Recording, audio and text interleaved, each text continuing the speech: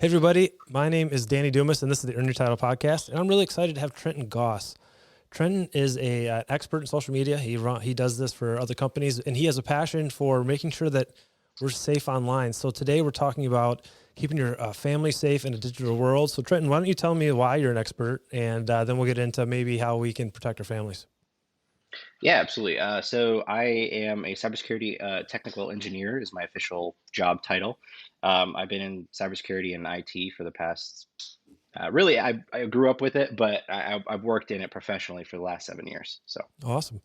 And so, we were talking, and let's just go down the list of, for maybe someone who has no idea that there's any dangers in the world, what are some of the big things our kids are going to experience, and then we'll talk about how to protect us. What do you see, what is the biggest threat that's going to attack our families in a digital world?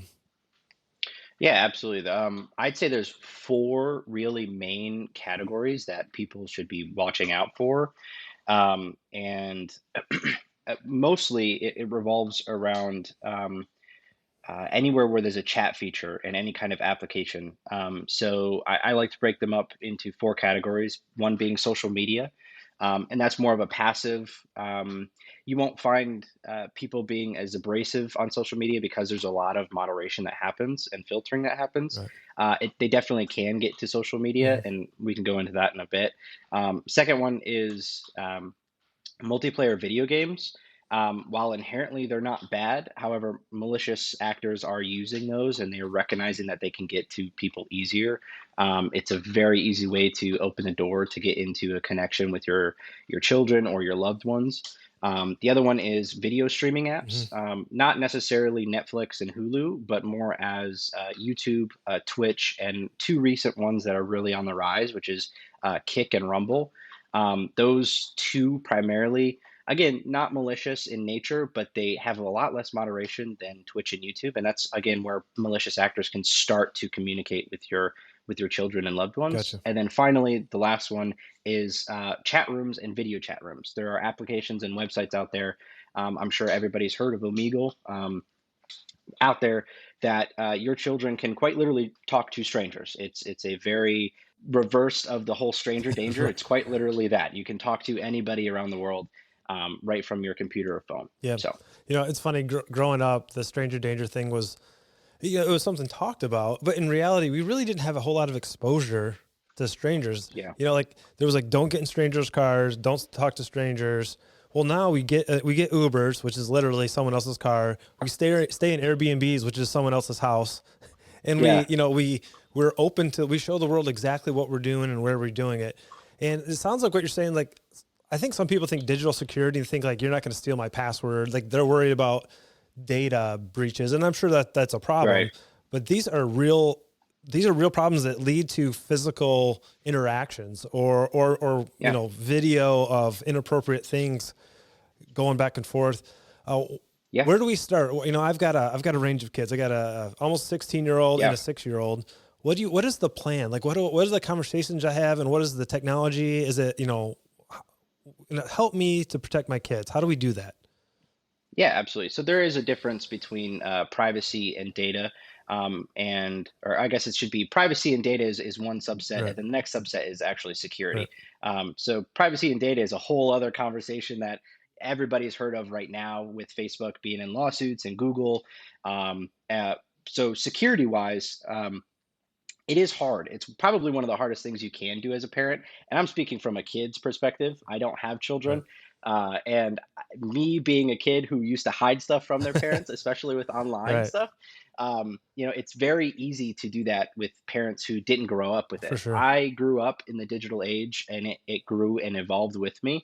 And a lot of parents were kind of excluded from that. You guys didn't really understand or get to evolve with the technology. It kind of just advanced so fast, and you guys were just kind of left behind. Even now, kids nowadays have applications far beyond what I had growing up. Right. There were social media apps, MySpace, Facebook, Friendster, Instagram, and Twitter were really the main hub. Now there is, I think there's like 30 other different ones that are out there now that are like primarily used.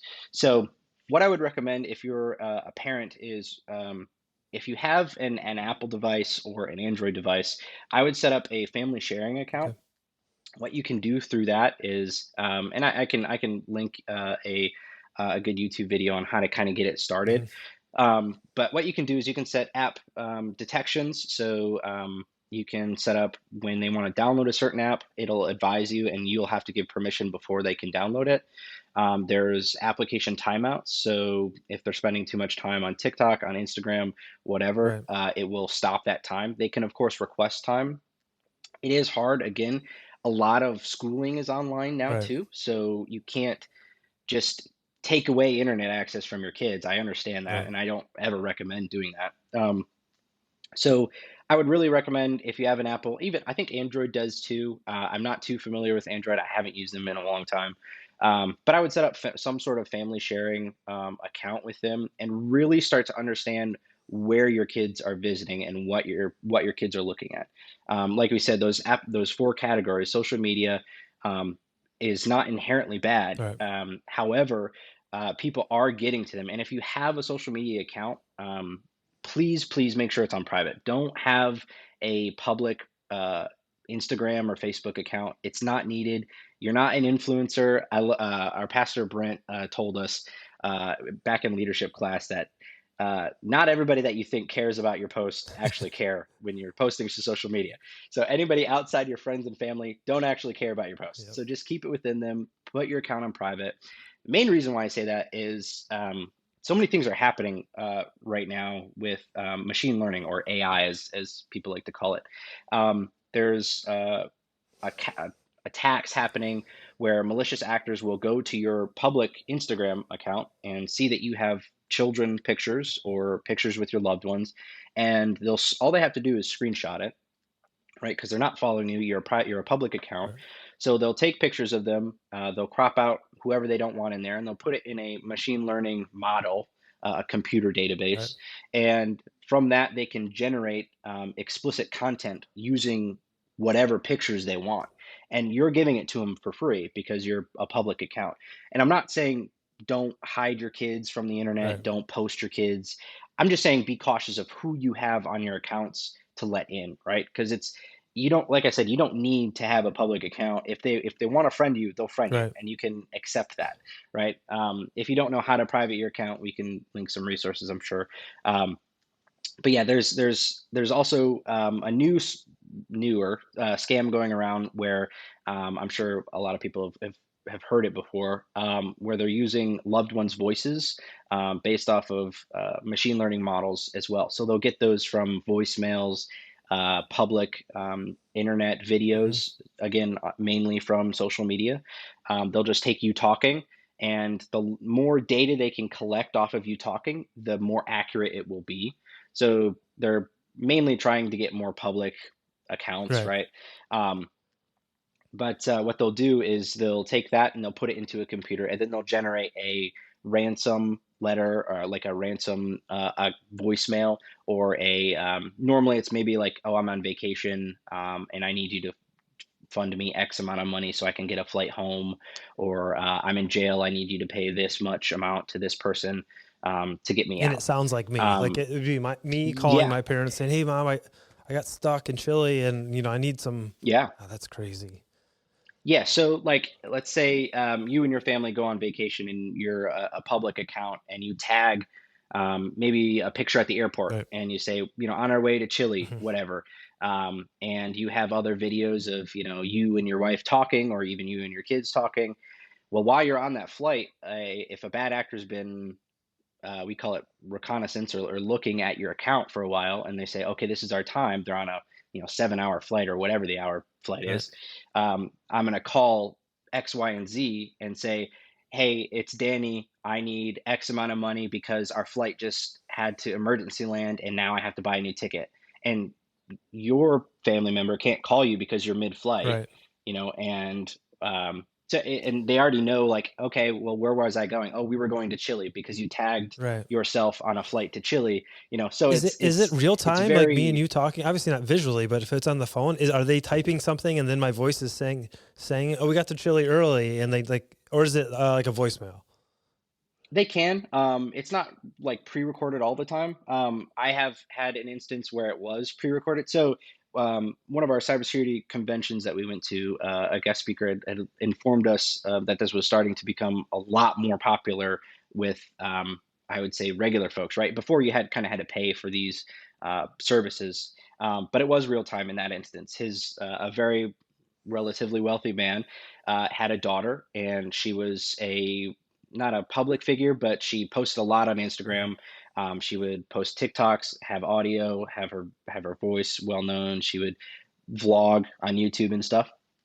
And she was going to a party. She tagged her and her friends, saying, and she captioned it saying that she was going to a party.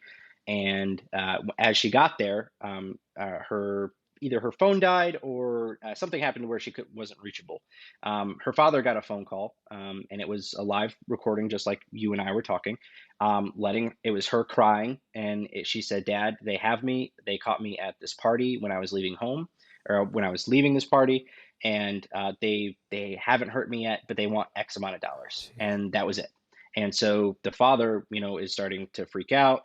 The bad guy got back on the phone and said, don't contact the police, or X, Y, and Z is going to happen. We demand this much money. He ended up paying for it, as I'm sure a lot of concerned fathers would.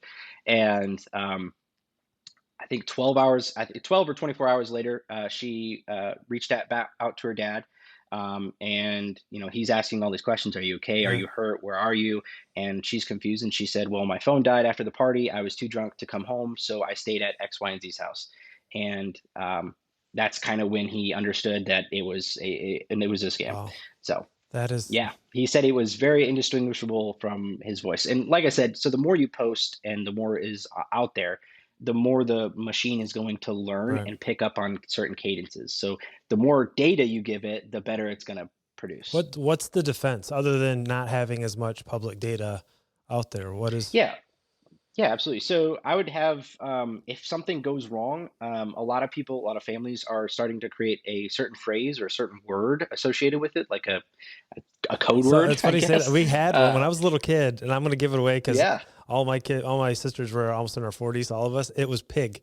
So my mom said, "Listen, if anybody like it was if someone needed to come pick you up, like, hey, I'm your mom's friend, and she's at the hospital. She told me to come pick you up." And I would say, Yeah. "What's the password?" And the password was pig. I don't know why, but that's the word we picked. Like we had that. Obviously, Right. the odds of that ever happening was like, Right. probably zero. But I think that's pretty smart. Like Yeah. coming up with something. What else can we do? Yeah. Yeah, that's really mainly it. I mean, don't put yourself in situations where you can be involved in something like Yeah. that. Is kind of harder, but in reality, finding something like a code word like that, where you can distinguish if it's real or if it isn't real, asking personable questions that are not out there on social Yeah. media. Nothing personally identifying, no birthdays, no emails, no phone numbers. Obviously, don't ask for a social security number, Right. but ask for something very private between you and that loved one to kind of gauge if it's actually them. Cool. So what's some other problems? What are we else we worried about? Yeah, absolutely. So with I guess moving from social media now. So if you haven't understood it already, please private So your accounts. before, because there's some people listen to this, I'm sure don't understand social media. So you have public, you Yeah, have private. Explain yeah. who can see you when you have a private account. Perfect. Yeah. So let's go with Instagram. It's probably everybody has that. And it's the same works with Facebook, so it's interchangeable. So public, I can Google Danny on Instagram, even Google, but Instagram or Facebook, whatever social media platform I choose. And when his name comes up and I select him, I can see all of his pictures. I don't need to request a follow or anything. I can see everything he's tagged in. Um, on that page as well. So anybody who's taken pictures of Danny and has tagged his account, I can also see that without following Right. you. So it's very easy for people to check to see where you're at, what you're doing, any kind of post. I can interact with you without following as well. Um, and any videos that you post on there as well, I can see. Private, on the other hand, when I go and click on Danny's profile when he's private, I will only get his profile picture, and I will only see request to follow. Gotcha. Once that happens, Danny has the option to either add me as a friend or deny me as a friend. So you get that request of, do I know this person? Do I not know this person? Approve or deny. Gotcha. So Cool. All right. That answers some questions. All right. So moving on. yeah. Yeah, so I guess next going into multiplayer video games. And again, none of these are malicious in nature. Social media was an absolute amazing thing. People use it for great things, and it's also catch 22. It's also used for bad Right. things. You know, people use social media for delivering news, like in Russia or Ukraine. You know, things that are being suppressed that aren't being told out there by mainstream media. They're able to get out. On the inverse of that, you have those bad actors, Right. right? However, they won't be as brazen as they will be in the next three categories that we go over. So, multiplayer video games. These are the main ones I would suggest parents to watch out for are is Minecraft, Roblox, and a newer, relatively newer one, which is VR chat. There are some other video games. There are, from what I've seen with the groups that I'm in, there's not really a lot of things that they can get to or really talk to your children. But the main ones are Minecraft, Roblox, and VR chat. And the reason why we say that is you can chat with anybody at any time. Multiplayer wise, obviously there's a single player state where you can't interact with anybody on the internet, Mm-hmm. and that's great. So for parents, to give you context, you can go into a Roblox server or a Minecraft server, and there's no age verification other than when you first buy the game. And they usually request, because of COPA, which is Child Online Protection Act, that is any minor under the age of 13. No tech companies or I don't know if it's game companies, but I know it's tech companies in general. But they can't have data of a 13-year-old or under on anywhere. So they have to. That's why you see a lot of age Mm-hmm. restrictions from 13 and up. Once you're over 13, it's kind of the wild, Which is wild kind of west, crazy. Like, oh, a unfortunately. 14-year-old is going to be super mature. Okay, Right. go steal all their stuff. They're good. They're 14. Yeah, right. Yeah. And that's another thing of data and privacy, which is a whole other Right. topic. That's even crazy too. So, what they're doing is you can join a Roblox server, a public server, and just state a lie about your age. I did it when I was I don't know, 13, Right. 14 when Facebook first came out, because all my other friends had Facebook. Right. I'm like, sure, I was turning 15, but it would say I was turning 30, on my actual birthday. Right. Um, but yeah, so there's no age checking or verification other than putting in a birthday.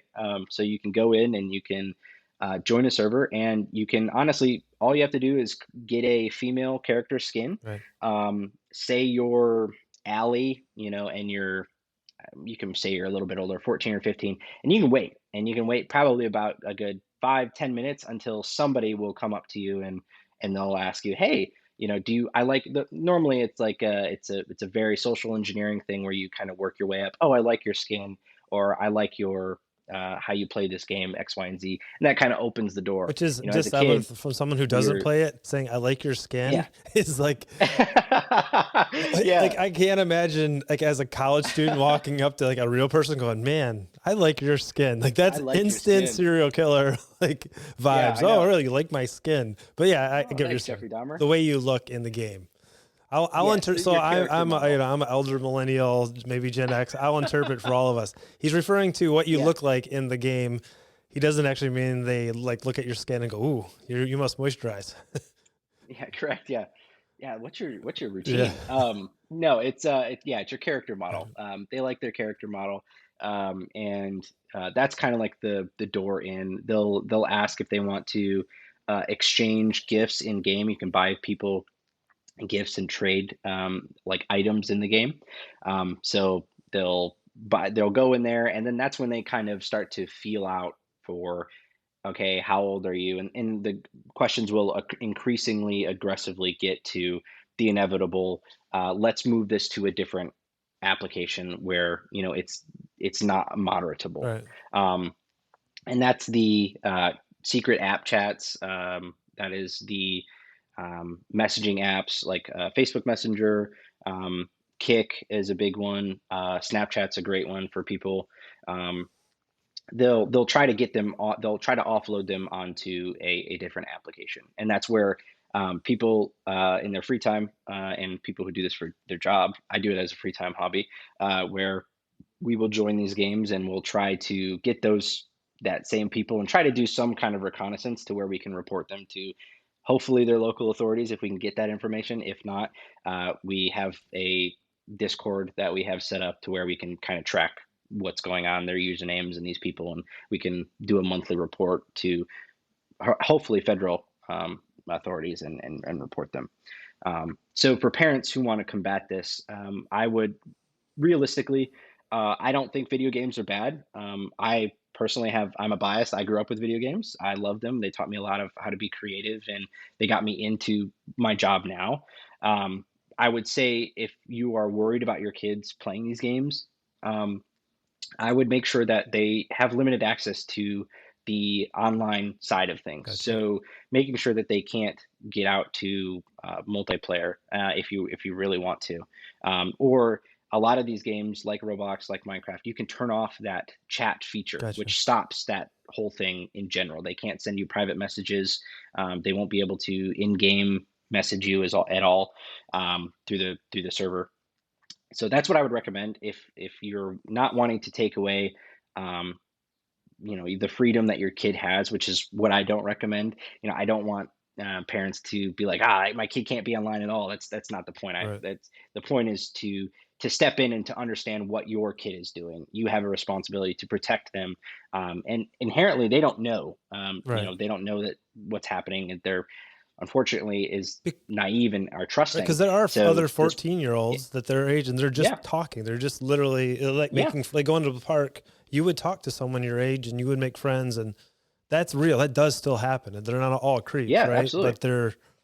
But there are, unfortunately. Yeah, I've met a couple of my friends online just through video games, just talking and chatting. Right. And now I have their numbers, and we've met each other in person. Right. They've been to parties of mine. I have real relationships based on people who are, miles away from me, and that happens. However, unfortunately, malicious people are using those same methods and corrupting them. Would you say, like, to maybe give a context of the danger? Out of 10 new, if you said I'm a 14-year-old female, you started Roblox or Minecraft, out of the 10 people within a 72-hour period, how many of them are going to be contacted by a creep? Oh man, there's a guy that I like watching and listening to. His name is 0 Day on Instagram. He actually did this, and he does this as his full-time thing. I think the statistic is either 7.5 to 8 out of 10 of those. You just have to wait. And same thing if you go to, which I guess we can segue into the next one, which is video chat in chat rooms. Mm-hmm.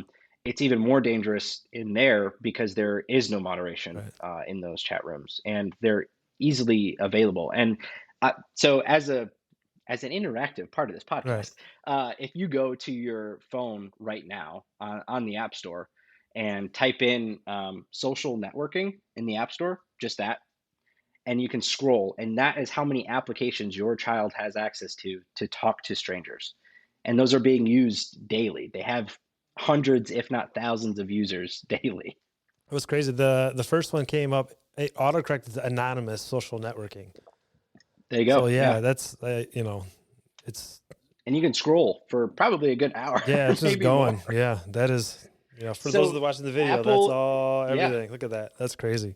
Hundreds. And if you read the descriptions, the whole purpose of that is talk to strangers, is meet new friends, talk to strangers with similar interests, right? So if I'm a malicious actor, I have to just think of what 14-year-olds like or 13-year-olds like, and boom, I'm talking to those same like-minded people, right? Wow. So let me. What they'll do I never used that. So let me. What is the biggest one? Like the top one or two of video?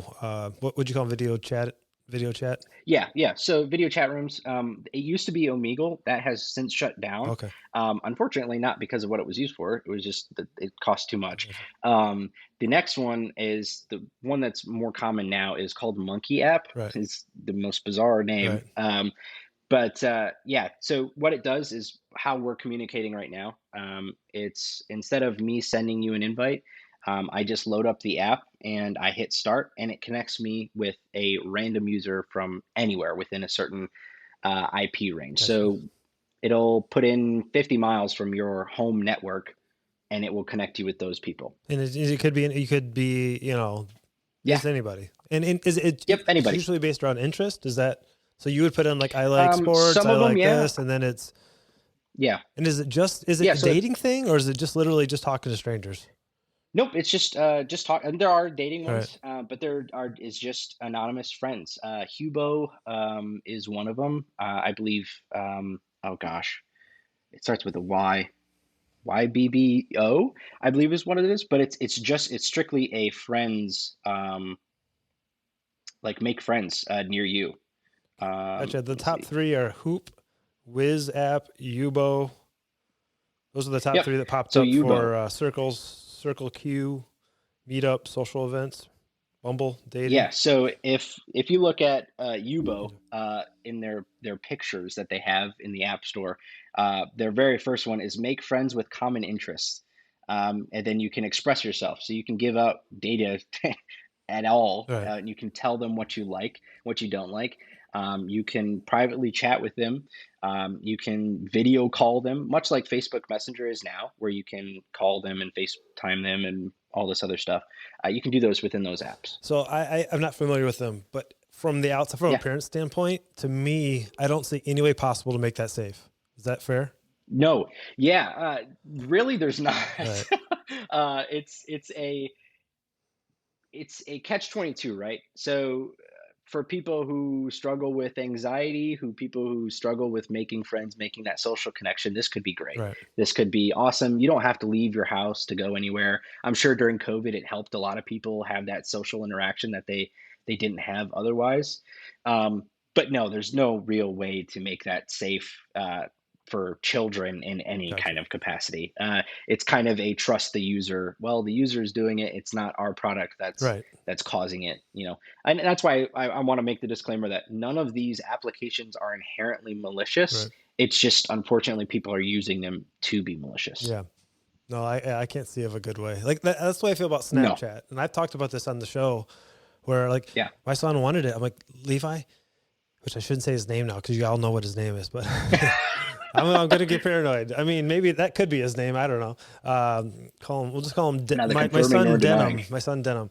Like Snapchat, they go away. Like your messages go away, and there's no good reason for that to happen. Like it only is going to encourage you or someone else to send something inappropriate, to send something mean, rude, whatever. And it might be, I like to think most of them are probably, you're going to be talking to your friends and it's all good. But the fact that they can go away, Yeah. I know me as a 15-year-old boy, I would have seen things I shouldn't seen and probably sent things I shouldn't have sent.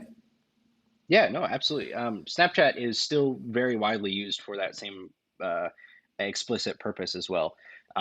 And they can go away. However, they're stored somewhere Right. in a server somewhere. But to that effect, there's also applications that get around doing that. There's applications out there now.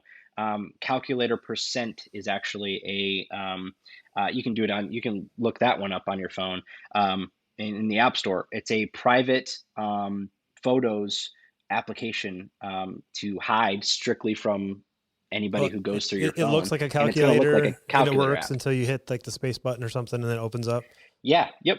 And then it has a password that you've got to enter for your photos. But there's also applications out there that would, so Snapchat had gotten in trouble for that same issue of people leaking explicit pictures or sending them. So if you screenshotted on your phone, which for iPhone, it's the power button and the up button on your phone, you could screenshot that picture in Snapchat, and then it would notify the sender, right? So now, since that came out, there's been multiple applications that would hide that notification. So you could open that app secretly Right. through another app, Right.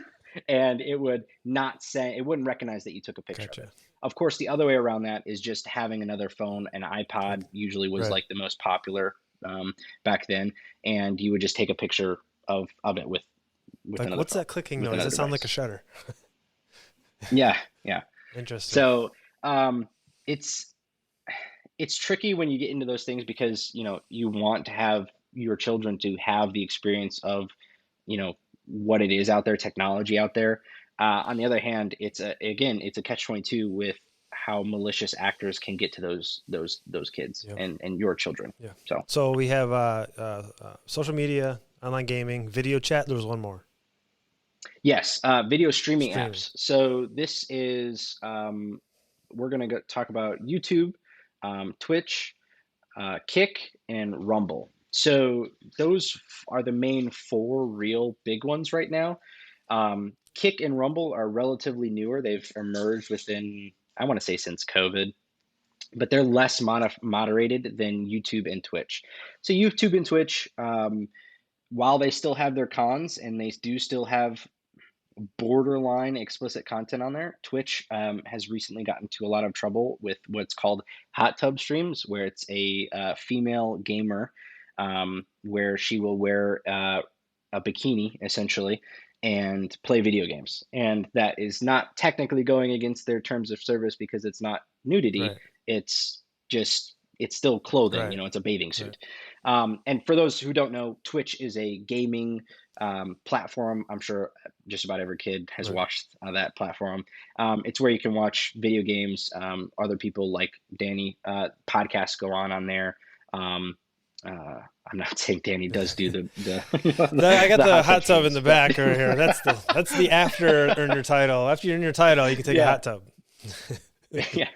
Um, YouTube recently got in trouble with, I would say, I think it was roughly 2021 to 2022, where these malicious actors or uh, I don't know if I should say the word Yeah. pedophiles, were creating content for children. So they would use characters like Elsa. They would use Disney characters, Marvel characters, and they would create borderline explicit content, not to where they would show Right. anything, but you could infer obviously the innuendo jokes, and it was very blatant. It wasn't hidden anywhere. And in those comment sections were other like-minded individuals who would comment on these things and try to attract the people who are watching them and try to get them to watch either other content or to get them offloaded to the app to a Snapchat or to a private messaging app where they could one-on-one with secret Right. encryption talk to each other. That's So nuts. yeah, YouTube got in trouble with that after it got out there and cracked down on a lot of stuff. I would say for the most part, a lot of that has stopped. I haven't seen it come back up. I haven't done too much of a dive in there. There's other things that are taking my focus with Right. that, but these other two apps, Kick and Rumble, they are a very pro First Amendment, freedom of Right. speech kind of platforms. So people who have been banned from Twitch, YouTube streaming, they'll go over to Kick and Rumble because it's much more attractive. There's not a lot of moderation on there. And people can private message you on that application.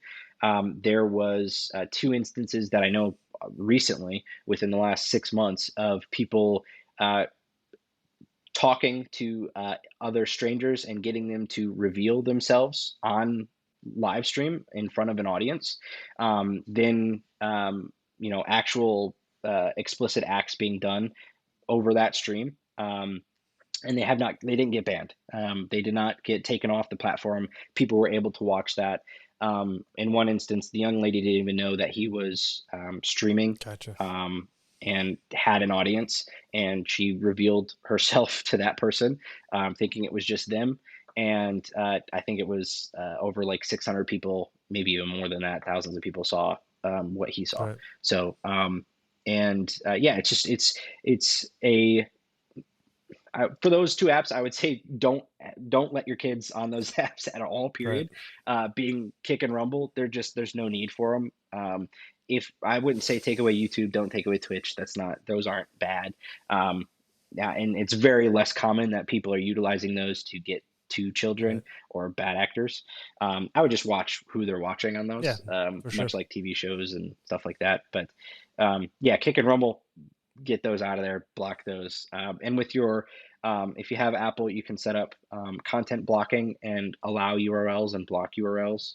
And you can get rid of those applications as well. So they won't be able to Gotcha. access them no matter what. So, So some things just are a no. Video streaming probably yes, won't, or video, social, what's the word I'm looking for? video Video chat chat rooms. rooms, Twitch, Yeah, Bumble, or not Bumble, Rumble. Uh, yeah, no good. That's good enough. yeah. Get them out of there. They're not. Your kid isn't going to learn anything from them. If you want Right. them to have a social Right. experience, go and take them somewhere. Yeah. Go have some fun in a mall or Yeah. something. Right. Don't let them do it on their own. It's the risk is way too high. It doesn't make Yeah. sense. Cool. What are the other things you're worried about? And so on, just in the digital world with Yes. families and kids. So yeah, absolutely. So the other side of things is not technically interactive with you. It's more of things that you may have around the house. That being your, if anybody has a Ring doorbell. So this is more. I guess I should preface this too. The odds of you as an individual, if you are just a plain Jane, a regular Joe, the odds of you getting hacked are very little. It's slim to none. It can still happen, but mainly you're not worth a hacker's time. Right. It takes far more time and effort on a hacker's end to get information from you than it does a reward. In all honesty, but on that hand, you should be aware. Mhm. Um, so there was an instance recently at where I work. A user had left their phone, wallet, keys, and I don't know, a computer maybe in their locker at the gym. And this couple followed that person into their locker room, waited for them to leave, got into their locker, and they didn't take anything. All that they took was a single credit card and the SIM card of their phone. Um, and what they did with that is they went to a local supermarket, whatever, and they withdrew. They bought a candy bar, and obviously the card said, "Hey, is this you?" And it would text them. Well, since they took that SIM card, they were able to get that text and say, "Yes, this was me." So they were able to authorize any payment that they wanted to if it was over a certain Right. amount. And then they went to the Apple store and proceeded to buy tons of stuff on that credit card and approve it. And it was stopped a good 12 hours later by the bank when he realized, oh, I don't have my Right. card. I need to go and stop this. So it can happen. There are things that you should be aware. For that, I recommend if you have a newer phone, or I think for the iPhones it was um, 10 or the X, and then Samsung. I can't even I can't speak to Android really, but there's a thing called a digital SIM Hmm. card, which means you don't have to have a little, tiny little SIM Right. to put in your phone like you used to. You can have it just preloaded onto the phone that you have. I would recommend doing that because you have to lose the entire phone before they have Right. access to that little SIM card in that instance. Um, yeah, it would avoid having that happen to you if that will happen Right. to you. Um, Same thing with Ring cameras. Ring cameras, I don't have any of that, Right. and I will never own that. One, they just got in trouble for storing a whole bunch of people's videos on servers that weren't even in the US, which is another whole data and privacy thing. But they ensured people that they didn't hold a video. And the issue is people would put these up in their, I'm sure you've seen Facebook videos of people having them in their Right. homes, in their inside of their Right. homes, but also on the outside. Well, some technician can log into your account and take that video and do whatever they want with it. So if you have little ones running around, if you have um, even yourself walking around, that person has that. Gotcha. Uh, But um, malicious actors will also use the light around the doorbell, which will let them know if you're home or not. And they can use that to say, oh, this person is at home, we can break in. Or if they're not, or if you are home, their likely response of you interacting with them is higher, so they won't do anything. Gotcha.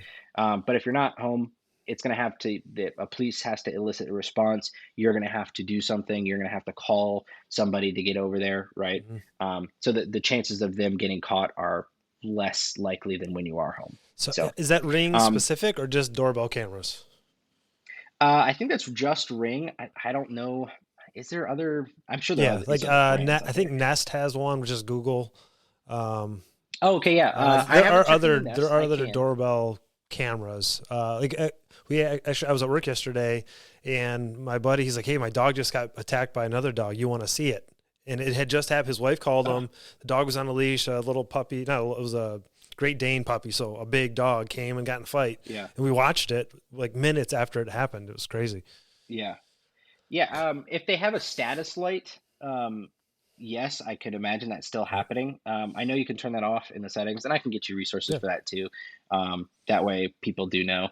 But if it has a status light, yes, the same rules apply. Gotcha. Interesting. What else? Yeah. Anything else? It depends. How scared do you want to be of, I have a Google thing. Hey, Google, should I be worried about that it's listening and it's gonna? Yes. Yeah. So there is issues with Alexa's, Google's, and I'm sorry if I'm making all these. I was just thinking of that. Your series, they have wake words, which don't always have to go off for it to be listening. Again, that's another data and privacy issue, which is a whole other can of worms. But can people get into them? No, it's very unlikely that a malicious actor can get into a Google Home, unless they can specifically get into your home network. And that is capable. I can do that. It is relatively easy for me to do that. If I have a network pineapple, I can get into there very easily. Yeah, I mean, there's a lot of concerns with a lot of smart home devices. If you own smart home devices, I would say, please, for the love of everything that is holy, change your Wi-Fi password from the original password that they give you. So on your router, when you get a new home, get a new Wi-Fi service provider, they'll have the network password on the back of the router. And that's your default password. Please change that. Change that to something that you know. Don't make it personal. Make it long. Make it annoying for people to have to put it in. Trust me, it makes it so much harder for people to get in. I can, if you haven't changed that, chances are I can crack that in a good hour with a brute force password software. It's extremely worrisome when I see my family members have smart home devices, and it's cool, it's great, it's awesome, and it makes life convenient. However, it's a living nightmare when you can get breached, and now I have access to quite literally your entire home, and can play around with whatever I want. That is so. Yeah. So I should go change the password. I did that. Short, if any bad people listening, I obviously changed it to Charlie 123, my dog's name. You're right. But password is definitely not password. No, password 101. No, the common thing is either anniversary date, birthday, something personal, with an exclamation point. It's never anything outside of that. Normally, like it's normally a phrase, I love you. It's normally an anniversary date, an anniversary location, of which are all public on social media when you post, and your account is private. When you fill out those stupid, what's your gangster name? And it's your birthday is your street you grew up on. Your favorite dog. Right. So those are all also security password questions that you're just putting in the comments of those accounts. And your email is very easily obtainable as well. Which is a username for most things. Yeah. It's the convenience is great, Right. trust me, but it pays off longer in the long run if you add another layer of So, security. Same thing with multi-factor authentication. If you have any applications, there's you can get started with multi-factor authenticator by Microsoft. right. And what that does is anytime you enter a password, no matter the application, it will make you put in a code um, through your through your phone. So that way, you know, if your Instagram gets a login, it'll say, "Hey, did you just log in here?" And then it'll make you put in a code. They Yeah. can't get past that. There are ways that they can, but again, you and I, plain Joes, Right. it's not going to happen. They're not going to hack that sort of thing. You're not worth their time. Right. One day I hope to Yeah, be, but as of right now, you're right. yeah. Well, yeah. I hope I Yeah. never. I hope I'm worth. I hope I I don't get want to. tried to hack all the time because I'm worth millions. That would be awesome. Yeah, there you go. Next one is, and this has happened a lot. Actually, Canada has had this issue. Flippers or car relays. I don't know if you've ever I heard have those. heard. Yeah. Yeah, so it's a wireless device that mimics and looks for a radio signal or frequency that your key fob gives off to your car. So these people will hold up these big antennas with a backpack on, with wires running out of it, and it's essentially a relay. So it relays to their buddy that's sitting next to your car, and it's looking for that key signal of your key fob. And once they get it, they can unlock your car and start it. And it's just like they have the original key fob right then and there. That's crazy. There's a device. I will not name the device because it is commercially available. People can just, I mean, you can go out and Right. buy it. It is a device that does the same thing. So it records radio frequencies and mimics them. Um,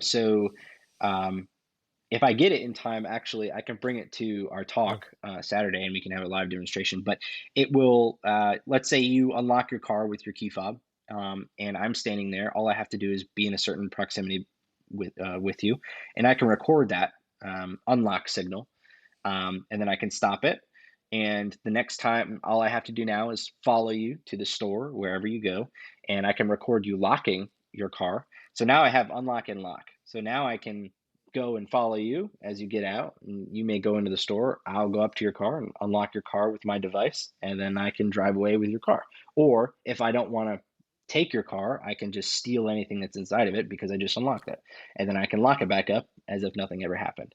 And that can happen with key fobs for entrances to buildings. If you have a ID card, Mm-hmm. I can also mimic that same acceptance frequency that the scanner gives off and put it up to it, and it'll mimic it and it'll go right in. Um, there's with a little bit of tweaking, we can do an evil twin attack, which is what I mentioned before with the network pineapple. So your phone is always looking for Wi-Fi that you previously connected to, and those are signals being sent out to your phone. That way, you don't have to enter Right. passwords every time. So what my device or the network pineapple will do is it will take those bands and mimic the Wi-Fi that it's looking for. So now you're connected to my fake Wi-Fi, and now I can see what you're doing, what sites you're going to. I can see what passwords you're entering into those. I can do keyloggers if I wanted to. Um, it's very easy for that to be manipulated, and that can be. I can set up a fake account at any public place. I Like can set it up at a Starbucks or library, Starbucks, yeah, and it will look exactly like a normal Starbucks. So if you're at a Starbucks working, please, everybody should have unlimited data now. I feel like that's a right. standard within phones now. Use your hotspot. Don't go out and don't use a public Wi-Fi. One, if it's free, you are the product. You are what's being sold. Your data is being sold, regardless of where you're at. So if you're at a public place, please use your hotspot. It's not worth, it might be a little bit slower, but trust me, it's not worth your bank information. It is not worth any privatized pictures that you have or anything like that. So please use your hotspot. That's good. That's good. And something it felt right. I'm like, why would I log? And I don't understand the entire security risk because part of me is like, Mhm. I don't care if you see my house. I ain't got nothing. You know, like we don't have cameras in my house, but if you want to listen to me and my wife have a conversation, I don't care. But I do see like accessing your bank account. I could see why that's important. The keystrokes Yeah. of me putting in my password, I see why that stuff's important. So the whole you be able to get my key fob, is there a defense? Mhm. Or are you just screwed? Because that seems pretty bad. No, there are pouches that you can Like a buy Faraday to pouch kind keep of. your key fob. Yeah. I would also don't put them by the door, by the front door. Most people have a little Yeah. bowl or have Have a you been to my house? key Are you hanger talking to thing. me exactly? In Canada, actually, they were advised to put them at their front door so that way if people break in, they can just I steal them. saw that. Um, That's yeah, I don't recommend doing that. Yeah, the So thieves aren't. when you have They don't some, have the Second Amendment in Canada. They're the thieves aren't yeah, as yeah, worried yeah. about breaking in. So for people who are worried about that, put your keys further into your house. Move it to your kitchen table if that's further away from your door. Chances are they're not going to be walking around the entire house that you have Right. with that. It's meant to be quick and it's meant to be fast. That's why they do it. Hmm. It takes a total of 2 minutes, if that, maybe 5 minutes at the very most, for them to be able to get that signal and drive away with your car. So recommend moving your keys to either a bedroom, putting them by your nightstand. I know it sounds funky, but putting them further in the house is always better, Gotcha. where they can't pick up something like that. If you want to put them in a pouch, put them in a Faraday pouch. Put them in something like a signal blocker, um, something of that sorts. Those are on. I'm sure you can find those on Amazon. Gotcha. Super super cheap. So That's good to know. I had never thought about that. yeah, it's and I know it seems like there's so much um, to avoid. So why even try to Right. be, secure? And I've talked to a lot of people who are like, they can have my data. Yeah. I have nothing to Right. hide. And it's like, okay, well, great. Give me your email and give me your password to that email because I want to just check to see what you have. Any personal email that Right. you got, any email account that you have, just give me the email and log in and let me look at them. Right. And nobody's ever actually done it. Nobody's actually ever given it to Right. me. But it's a fallacy in thinking of well, they have so much. Why should I stop Right. now? I'll never be able to be fully secure. And in that instance, it's always a shame because it's just because you don't have anything to hide doesn't mean you should just let people in Right. Well, it's to you. Like your if you life no matter right, what. if you got my email, you could email my boss and tell him I think you're a jerk. I hate you, and it gets me fired. Yeah. Like you could, Yeah. Oh, yeah. or something. Something else I think it's in like when we talk about like self-defense, you don't have to be able to beat up the biggest bad guy out there. You just have to assume Right. that you're going to be a little bit harder to take advantage of than the person who's Yeah. staring at their phone. So if there's two people walking down the road and I'm walking up with my head held high and I'm looking around, and then someone who you could pick my twin, got their head down, they're looking at their phone, they're not paying attention. That dude's getting robbed before I am. Because it's Oh, easy. 100%. Like Yeah. these are bad guys and they don't want to do the work, right? If they were honest, they Right. would just go to work and they wouldn't be bad guys. So if they Yeah. can, if they can see that you've put something in place, two-factor authentication, some of these things, it makes sense that they're just going to move on. There's easier people that have Yeah. no idea what they're doing and haven't tried anything. Does that make sense? Right. Yeah. So a lot of the foreign scams, the reason why they target the people that they do is because they're not going to put up a fight. They don't know the Yeah, technology behind it. for sure. Right. So the people who, when your computer goes in and it full screens to a fake, you've been hacked website, those people they're targeting the people who don't know how to get around that. Right. They're targeting the people who are going to call the number.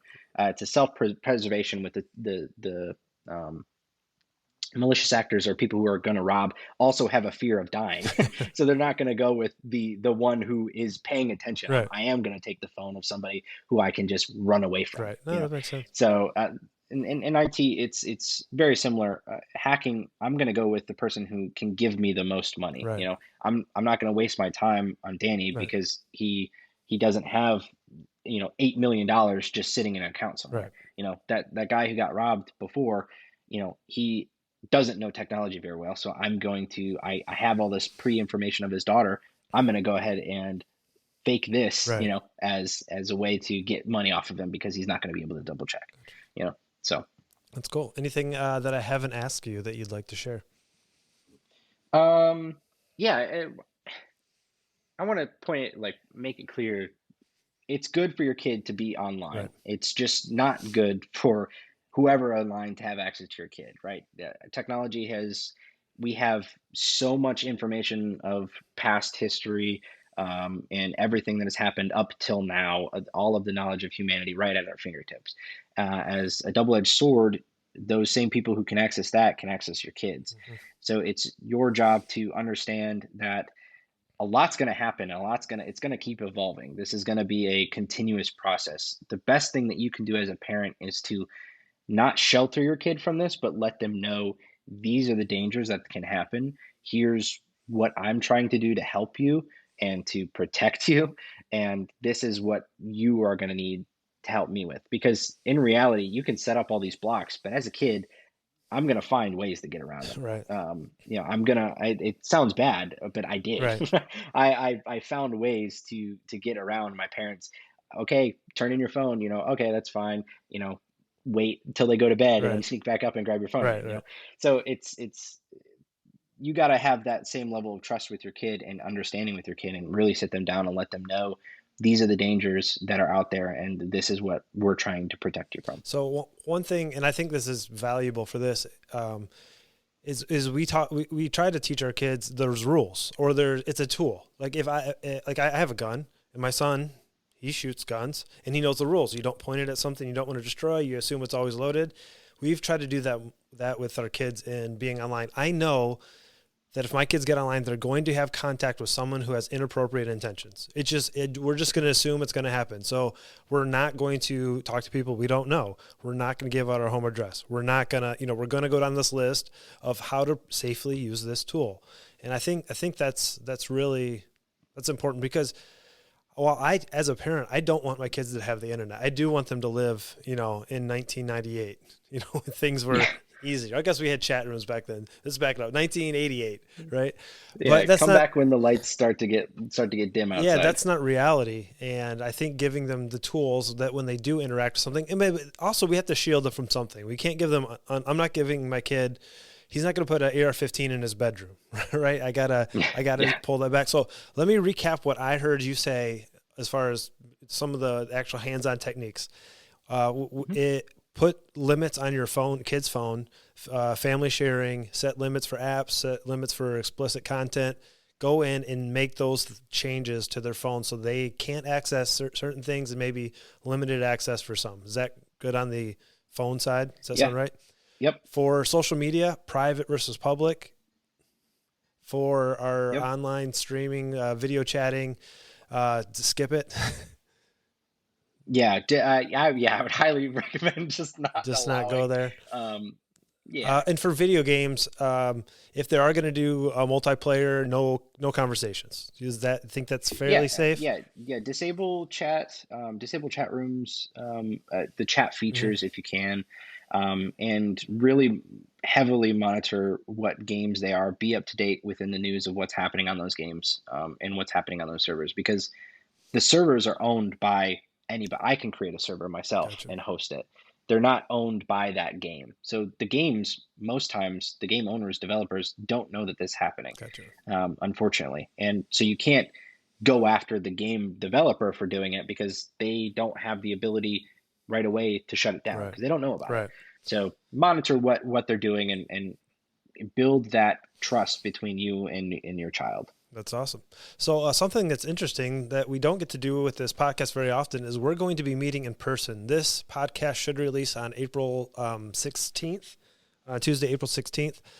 So if you're listening to this week, April 16th, on April 20th, on Sunday at 10 a.m. at the Apostolic Church, which is 3655 North Squirrel Road, Trenton is going to be there meeting in person. We're going to start at 10 o'clock. We're going to have donuts. It's going to be good. So if you would like to get some questions answered, if you want to have some interaction, we'd probably be sharing something very similar to this, but more in person with question and answer. Come on out. I think this is this is something that is so important. We could lose our kids. We can lose their innocence. We can lose them physically, getting, the human trafficking and all that. It starts like this, the talk to strangers thing this is how it's happening. And I think equipping us as parents, equipping our kids to understand the dangers is so important. Anything, last words? Any way they can get a hold of you? No, if they have questions, you don't have to if you don't want to put that out there. Your public information. No, you can do Trent, Trent at media416.com. You can email me there if you have any questions. I'll be happy to answer. I can give you some tips or whatever. If you're meeting us in person, I will have handouts for you. I will have resources for you. You'll be able to give us your email, and I will be sending you guys apps to worry about. I will be sending you tutorials on how to do what we just talked about. So setting up that parenting, sharing through iPhone. I will also have Android references. I'm sorry that I don't have them off the top of my head. For all those losers out there that use Android. I know, yeah.